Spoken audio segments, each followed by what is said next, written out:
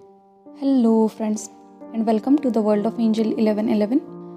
Friends, ये जो channelling है ये कल के चैनलिंग का एक्सटेंशन है, ठीक है। और ये मुझे आज अर्ली मॉर्निंग में हुआ है।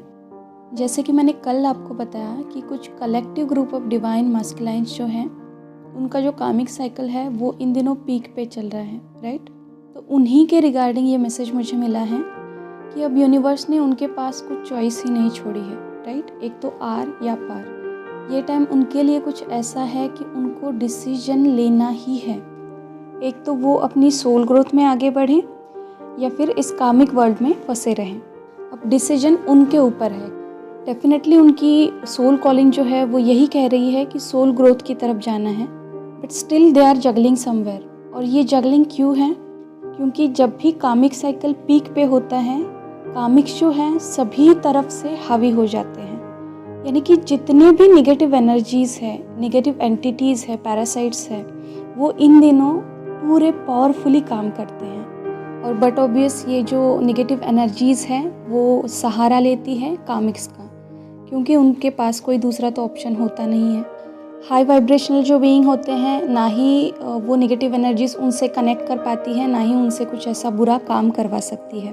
तो डेफिनेटली ये कामिक्स को ही पकड़ते हैं।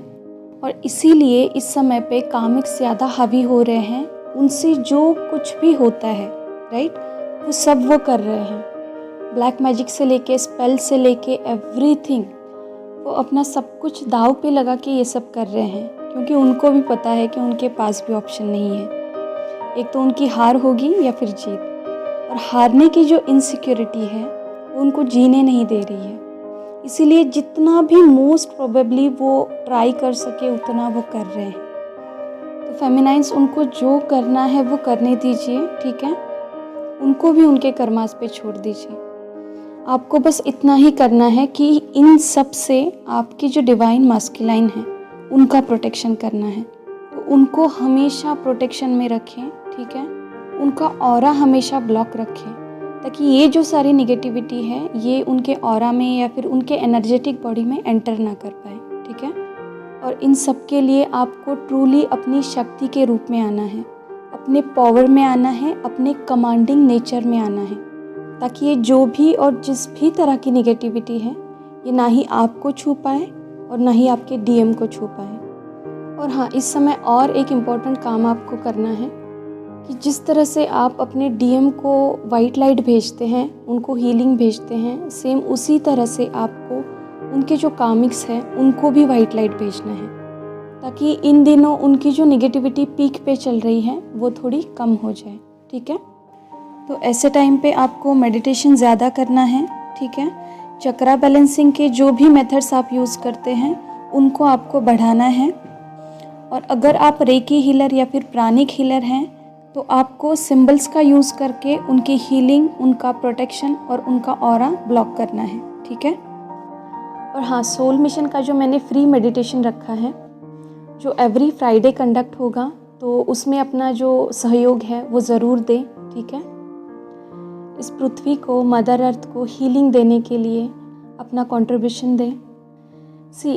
अगर हम देखें तो इस मेडिटेशन में हम हीलिंग तो पूरे वर्ल्ड को भेजते हैं, राइट, पूरे यूनिवर्स को भेजते हैं, हमारी मदर अर्थ को भेजते हैं, बट एट द एंड आपको ही बहुत सारा स्पिरिचुअल अबंडेंस और मटेरियल अबंडेंस गेन होता है।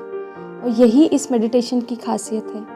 मैं पिछले 3 साल से ये मेडिटेशन खुद कर रही हूँ और इसका जो बेनिफिट है वो मैंने एक्सपीरियंस किया है। इसीलिए मैं आप सभी के लिए इसे कंडक्ट करने जा रही हूँ।